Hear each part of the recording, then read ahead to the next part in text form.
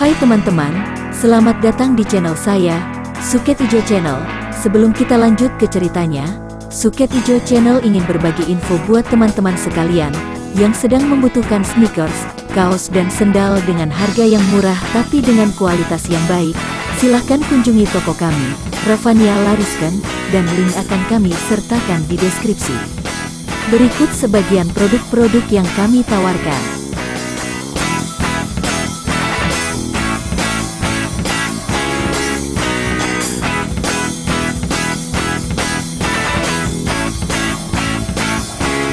Oke, kalau gitu mari kita lanjut ke ceritanya lagi.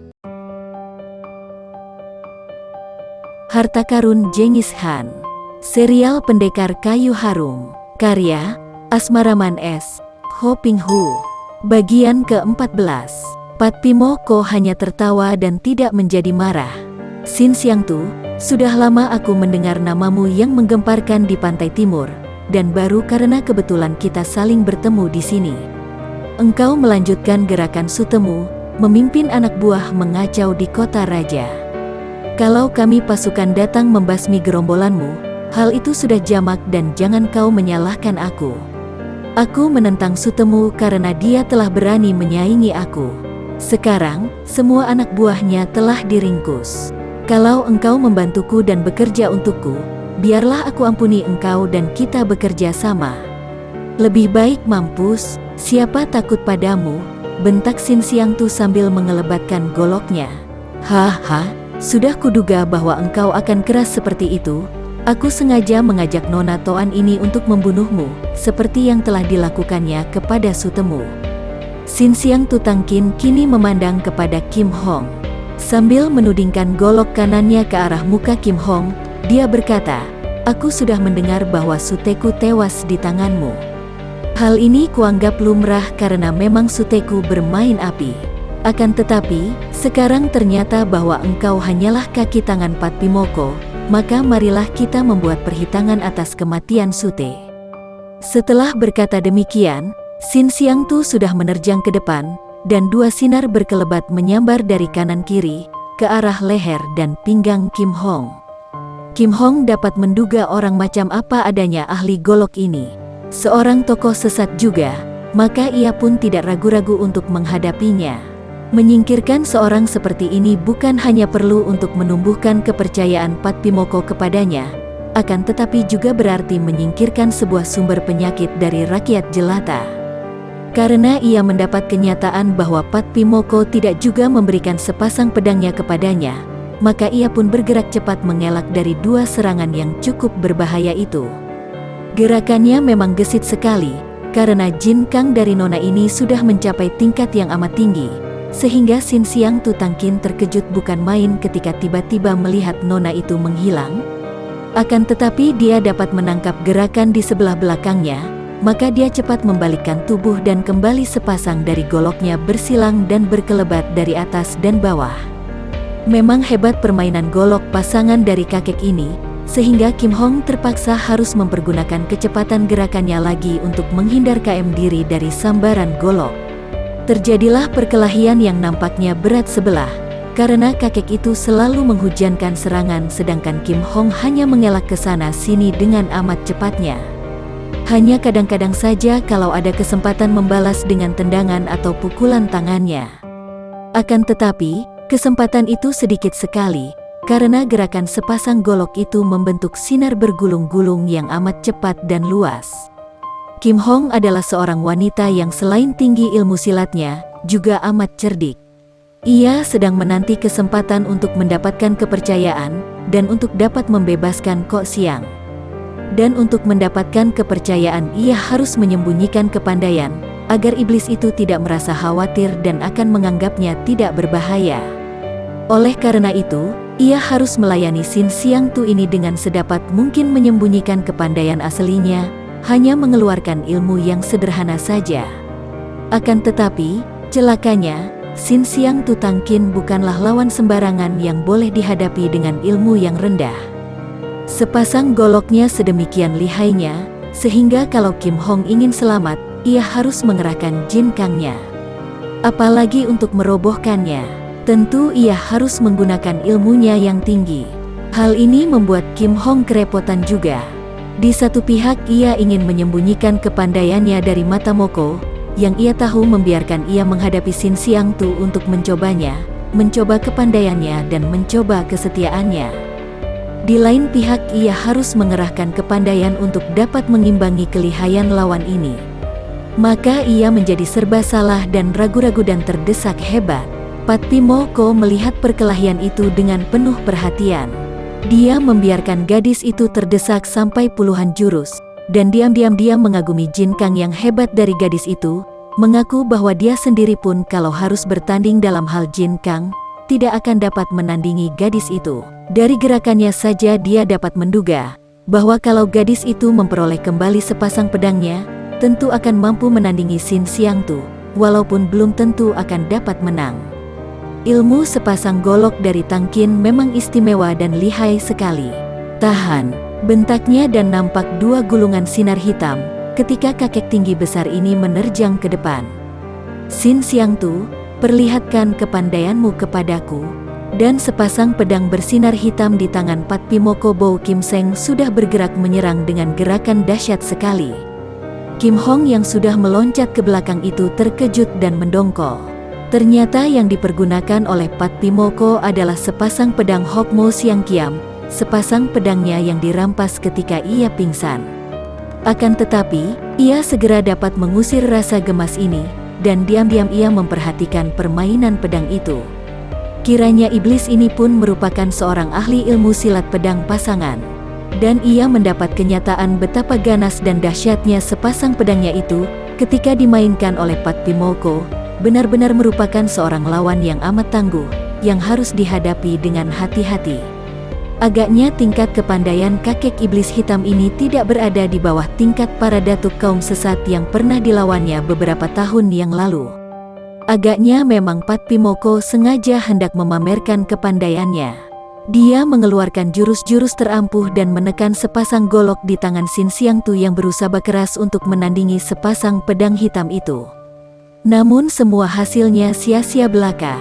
Sinar goloknya menjadi semakin sempit terhimpit, dan belum ada 30 jurus semenjak ia melayani terjangan Pat Pimoko, tiba-tiba dia menjerit dan tubuhnya terjengkang, sepasang goloknya terlepas, dan ada darah mancur dari tenggorokannya. Tubuh Sin Xiangtu berkelojotan seperti ayam disembelih, dan memang lehernya telah tertembus pedang, sehingga dia mirip seekor ayam yang disembelih. Kini sambil tersenyum Pat Pimoko mengembalikan sepasang pedang hitam kepada pemiliknya, sambil meloloskan sarung pedang itu, yang tadinya disembunyikan di bawah jubahnya. Tanpa bicara Kim Hong menerima pedang itu dan menyarungkannya kembali, memasangnya di pinggang. Pat Pimoko mengeluarkan sepasang pedang lain, yang putih seperti perak dan berkata, "Pedang hitammu hebat, Nona. Akan tetapi, kalau tadi aku mempergunakan sepasang pekong Siang Kiam, sepasang pedang sinar putih, milikku ini, aku pasti akan dapat merobohkan dalam waktu yang jauh lebih singkat." Kim Hong menjura dan berkata, "Ilmu pedangmu sungguh hebat, Pat Pimoko." Iblis hitam tinggi besar itu tertawa dan menjawab untuk merendahkan diri, akan tetapi ada kebanggaan terkandung dalam suaranya. "Ah, ilmu silatmu juga luar biasa, Nona. Engkau memang patut sekali menjadi pembantuku yang terutama." "Jadi aku sudah lulus ujian?" tanya Kim Hong tersenyum. "Belum, masih ada satu lagi ujian." Apa itu? Mari kita pulang dan engkau akan tahu." Kakek itu lalu mengajaknya untuk melakukan penggeledahan bersama pasukan. Akan tetapi ternyata di sarang gerombolan itu mereka tidak menemukan apa yang dicari oleh Pat Pimoko, yaitu peta harta karun atau tanda-tanda tentang peta itu. Pat Pimoko memang tidak terlalu mengharapkan akan menemukan apa yang dicarinya di situ. Dia sudah merasa puas setelah dapat membasmi saingan yang dianggapnya hanya mendatangkan kesulitan saja baginya itu, dan dia pun mengajak Kim Hong untuk kembali ke rumah Pang Taijin. Di kompleks perumahan pembesar Pang, jaksa kota raja ini, Pat Pimoko memperoleh kebebasan dan menempati bagian belakang, di mana selain dipergunakan untuk kantor dan tempat tahanan, juga terpasang banyak kamar-kamar rahasia. Karena mereka tiba di gedung itu sudah malam, Bo Kim Seng mempersilakan Kim Hong untuk beristirahat. Gadis itu memperoleh sebuah kamar tidur di bagian tengah, dan Kim Hong maklum bahwa semua gerak-geriknya diawasi, dan bahwa tempatnya mengasuh itu pun dijaga ketat, sehingga tidak mungkin ia dapat meninggalkan kamar tanpa diketahui orang. Akan tetapi, gadis ini memang tidak berniat untuk meloloskan diri, sebelum ia dapat membebaskan Kok Siang. Ia tidak tahu di mana pemuda itu ditahan, maka ia pun bersabar menanti sampai besok, karena tubuhnya juga terasa lelah, dan ia perlu beristirahat mengumpulkan tenaga. Satu-satunya hal yang menggelisahkan hatinya adalah Tianxin. Apa yang telah terjadi dengan kekasihnya itu, dan bagaimana kunci emas palsu itu sampai dapat jatuh ke tangan Pat Pimoko? Ia tidak berani bertanya dengan terus terang kepada penjahat itu, khawatir kalau menimbulkan kecurigaan, dan hal itu hanya akan menambah kewaspadaan pihak lawan saja. Pada sore hari berikutnya, barulah Pat Pimoko mengatakan apa adanya ujian kedua itu. Kim Hong dibawa ke dalam ruangan yang luas, ruangan yang agaknya menjadi tempat berlatih silat, atau juga mungkin menjadi tempat penyiksaan di kompleks perumahan kejaksaan bagian penjara itu. Dan di dalam ruangan yang tertutup oleh jendela-jendela besi baja dan pintu baja pula, yang terjaga ketat oleh pasukan penjaga dan para pembantu iblis itu. Kim Hong melihat Kok Siang duduk di atas bangku besi dengan kaki dirantai. Pemuda itu agak pucat, akan tetapi tersenyum mengejek ketika melihatnya masuk bersama Pat Pimoko. Di dalam ruangan itu pun sudah hadir para pembantu iblis itu, yaitu keempat Siang Tu Enjio Ho, Hai Pacu Ken Hoa, Tiat Chiang Lui Chaiko, dan tidak ketinggalan terdapat pula Sutong Hak yang wajahnya agak pucat, dan sikapnya tidak segembira ketika Kim Hong melihatnya kemarin. Nona Toan, kata Pat Pimoko kepada Kim Hong yang sedang menduga-duga apa yang harus dilakukannya kali ini. Engkau tahu sendiri bahwa Bu Kok Siang itu adalah seorang jagoan dari Tianjin, dan dia sudah berani menentangku. Lebih dari itu, dia berani menghinamu yang membantuku, berarti dia telah menghinaku juga. Untuk itu saja dia sudah pantas dibunuh. Akan tetapi, mengingat bahwa engkau yang paling dihinanya dengan makian-makiannya, maka aku serahkan dia kepadamu. Kalau dia bisa mengalahkan engkau, biarlah dia boleh pergi dengan bebas.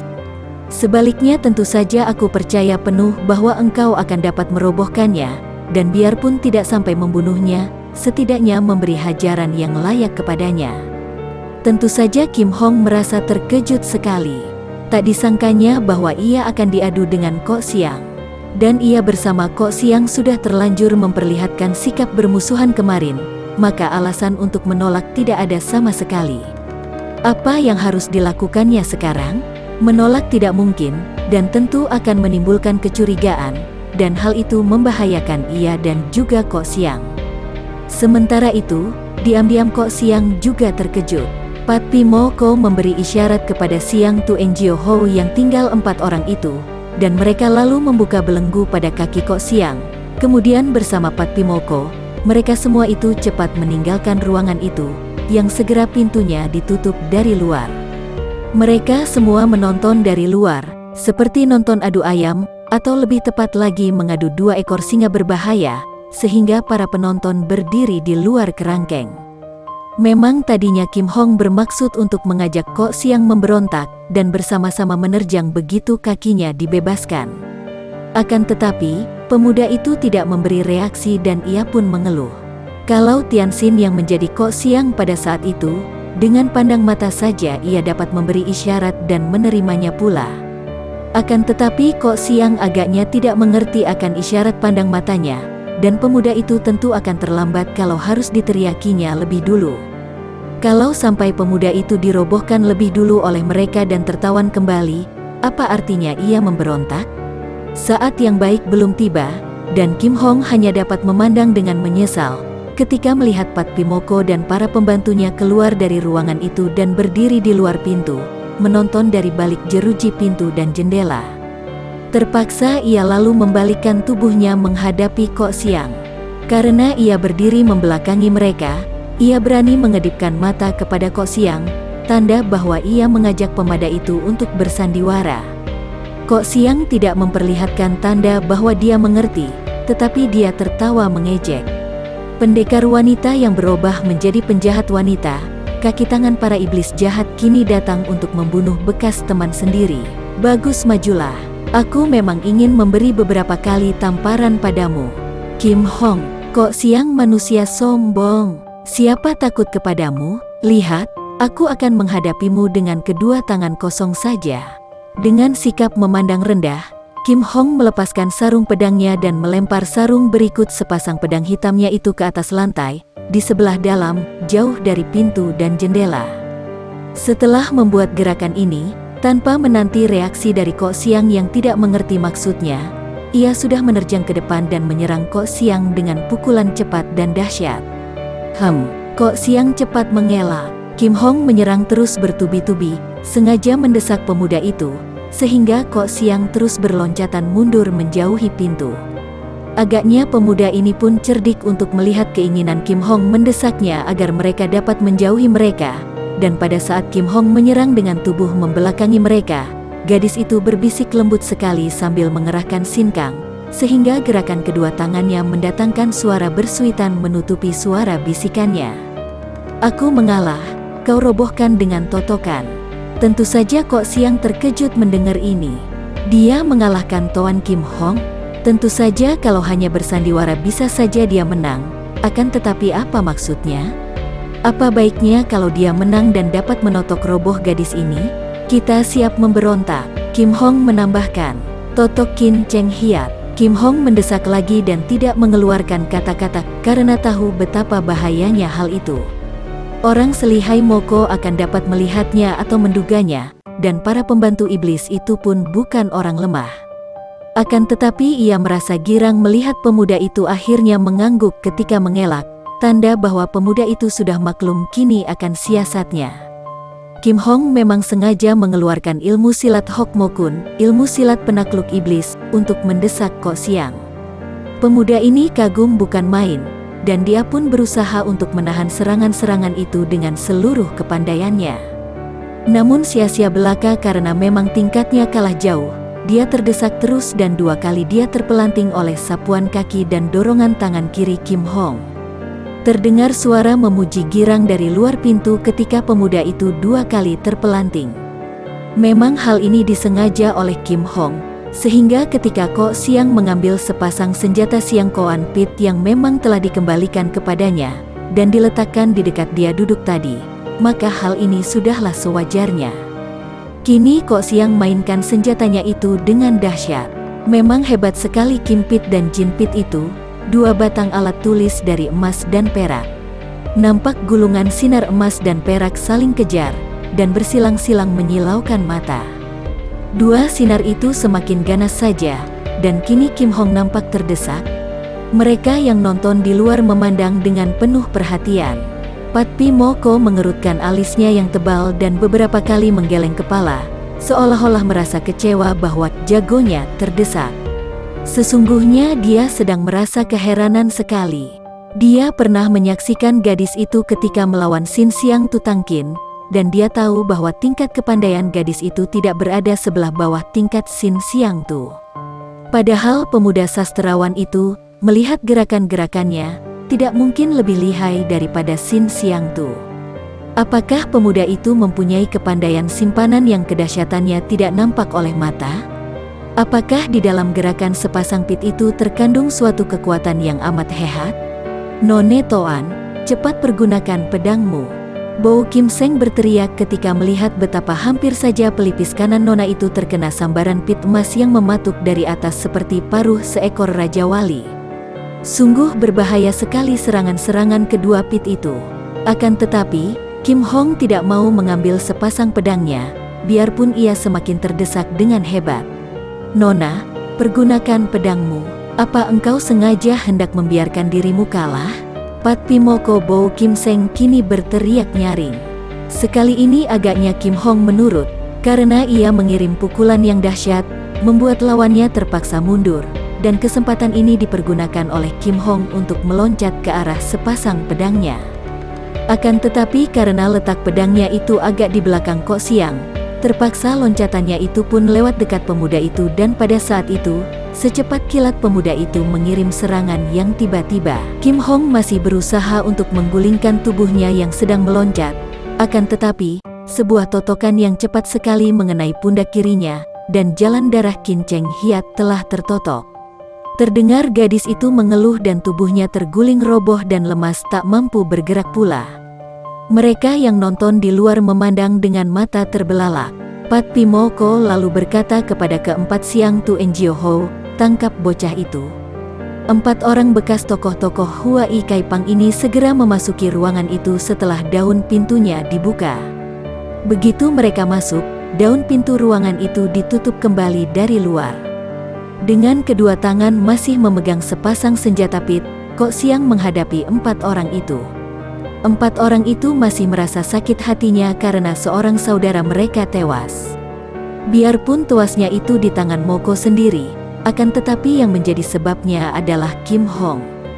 Gadis itu yang merobohkan saudara mereka itu, dan Moko terpaksa membunuhnya agar dia tidak sampai membocorkan rahasia. Kini, menerima perintah untuk menangkap Kok Siang, mereka maju dengan penuh semangat. Begitu menerjang, mereka berempat telah mainkan ilmu andalan mereka, yaitu Enjio Lian Tu Hoat, ilmu golok 5 teratai. Tingkat kepandaian 4 orang pengeroyok ini rata-rata hanya sedikit di bawah tingkat Bu Kok Sing. Andai kata mereka maju satu demi satu, tentu Kok Siang akan dapat mengalahkan mereka semua. Akan tetapi, karena mereka kini maju bersama, dengan kerjasama yang amat baik, tentu saja mereka itu merupakan lawan yang terlampau berat bagi Kok Siang. Sebentar saja Kok Siang terdesak hebat, dan hanya mampu melindungi dirinya dengan putaran kedua senjatanya yang terlampau kecil dan pendek, juga terlampau ringan untuk menghadapi pengeroyokan 8 buah golok itu. Agaknya, keempat Siang To Enjio Ho itu bernafsu sekali untuk merobohkan Kok Siang, kalau perlu dengan melukai berat atau membunuh sekalipun. Tiba-tiba terdengar bentakan nyaring, dan tubuh Kim Hong yang tadinya menggeletak di atas tanah itu mencelat ke atas, dan sekali bergerak, ia sudah menyambar sepasang pedangnya dan nampaklah sinar hitam berkelebatan, dan 2 orang di antara Siang Tu Enjio Ho roboh mandi darah dan tewas seketika, karena dada mereka tertembus pedang. Kok Siang yang sudah tahu atau sudah dapat menduga akan hal ini, menjadi bersemangat dan sepasang pitnya juga bergerak cepat merobohkan seorang pengeroyok. Tinggal seorang lagi yang tidak dapat menahan serangan berikutnya dari Kim Hong. Robohlah dia dan 4 orang itu kini menggeletak dan tewas. Tentu saja semua orang yang berada di luar ruangan itu terkejut, kecuali Pat Pi Moko yang agaknya memang sudah setengah menduga akan hal ini. Karena itulah maka tadi dia hanya menyuruh 4 orang Siang Tu Enjio Ho untuk menangkap Kok Siang, membiarkan mereka lalu menutupkan kembali pintu ruangan. Dia telah mengorbankan 4 orang pembantunya itu untuk membuka rahasia Kim Hong. Dan hal ini bukan tanpa sebab. Moko maklum bahwa setelah dia membunuh seorang di antara Siang Tu Enjio Ho, membunuh secara terpaksa untuk menutup mulutnya, tentu 4 orang yang lain diam-diam merasa menyesal dan tidak suka kepadanya. Maka, dia mengorbankan 4 orang itu, dan sekaligus dia pun berhasil membuka rahasia Kim Hong yang tadi berpura-pura roboh oleh Kok Siang. Kekalahan Kim Hong oleh Kok Siang tidak dapat diterima begitu saja oleh kakek iblis yang amat cerdik ini, maka dia tidak mau bersikap lengah. Dan melihat betapa Kok Siang memperoleh kemenangan itu, biarpun ada kemungkinan kecil bahwa memang Kim Hong yang lengah sehingga roboh tertotok, Moko lalu menyuruh 4 orang pembantunya itu untuk mengeroyoknya. Kalau Kim Hong tidak berpura-pura, berarti memang Kok Siang merupakan lawan yang tangguh dan perlu dilenyapkan seketika. Sedangkan kalau Kim Hong berpura-pura, tentu gadis sakti itu akan turun tangan dan tidak membiarkan Kok Siang celaka, dan kalau hal ini terjadi, paling-paling dia hanya akan kehilangan 4 orang pembantunya yang sudah tidak dipercayanya lagi itu, karena dugaan bahwa mereka mendendam kepadanya karena kematian seorang saudara mereka. Dengan demikian, dapat diketahui betapa licik dan matangnya siasat Moko, yang telah memperhitungkan dengan cermat segala tindakannya. Memang benar kecurigaannya itu terhadap Kim Hong. Gadis ini memang bersandiwara, dibantu oleh Kok Siang yang dapat menangkap keinginan gadis yang luar biasa ini. Ketika melihat kesempatan terbuka, Kok Siang menotok jalan darah di pundak gadis itu seperti yang dimintanya tadi. Dia tahu bahwa totokannya itu cukup hebat, dan akan membuat lawan pingsan dan lemas, tak mampu bergerak sampai sedikitnya setengah jam. Akan tetapi dia pun dapat menduga bahwa kalau Kim Hong menyuruh dia menotok jalan darah itu, tentu gadis yang lihai itu sudah mempunyai akal untuk menahan totokan ini. Akan tetapi, sungguh sama sekali di luar perhitungan Kim Hong, bahwa Moko tidak maju sendiri memasuki ruangan, bahkan menyuruh 4 orang Siang Tu Enjio Ho yang masuk dan pintu ruangan itu ditutup kembali. Tak disangkanya bahwa Moko secerdik itu. Tadinya, Kim Hong ingin melanjutkan sandiwaranya dan pura-pura pingsan, menanti sampai terbuka kesempatan unjuk dapat meloloskan diri dari situ bersama-sama Kok Siang. Akan tetapi, ternyata Kok Siang tidak dapat menandingi keempat orang pengeroyoknya, dan melihat bahaya mengancam diri Kok Siang, tentu saja Kim Hong tidak dapat tinggal diam saja membiarkan pemuda itu tewas dalam pengeroyokan. Maka secara terpaksa ia pun menghentikan permainan sandiwaranya, dan meloncat menyambar Hokmo Siang Kiam, dan merobohkan 3 di antara 4 pengeroyok itu, sedangkan yang seorang lagi dirobohkan oleh Kok Siang. "Butuako, mari serbu keluar!" Kim Hong berteriak setelah mereka berhasil merobohkan 4 orang lawan itu. Akan tetapi terlambat sudah. Dari luar, Moko sudah menggerakkan alat rahasia, dan itu pula menunjukkan betapa cerdiknya penjahat besar ini. Dia memang sudah sejak pertama kalinya mengatur sehingga peristiwa diadunya Kok Siang dengan Kim Hong itu terjadi dalam sebuah ruangan yang mengandung alat rahasia jebakan berbahaya. Ketika Kim Hong dan Kok Siang hendak menyerbu ke pintu yang sudah tertutup itu, tiba-tiba saja terdengar angin menyambar dari 4 penjuru, dan ada anak panah yang banyak sekali jumlahnya menyambar-nyambar ke arah mereka. Tentu saja Kim Hong dan Kok Siang cepat menggunakan senjata mereka untuk melindungi tubuh. Akan tetapi, mendadak lantai yang mereka injak itu bergeser dengan cepatnya, terpisah menjadi 2 dan dengan cepat tertarik ke kanan-kiri memasuki dinding ruangan. Tentu saja tubuh kedua orang itu terjatuh ke bawah. Kiranya, penyerangan anak panah yang banyak tadi pun hanya merupakan siasat untuk mengalihkan perhatian mereka yang terjebak, sehingga ketika lantai bergeser, mereka kurang perhatian dan baru sadar setelah terlambat. Bagi teman-teman yang menyukai video ini, silahkan subscribe, share, and like. Jangan lupa nyalakan bunyi loncengnya untuk mendapatkan video-video terbaru dari kami, agar kami terus bersemangat dalam membuat video-video yang menarik. Mohon maaf kalau masih banyak kesalahan di sana-sini. Semoga kedepannya kami bisa lebih baik lagi. Terima kasih.